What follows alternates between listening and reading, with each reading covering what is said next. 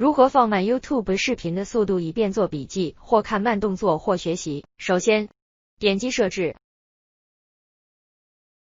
选择播放速度。可以看到速度最慢的是 0.25。下面是快动作观看或播放 YouTube 视频，最快的是2倍。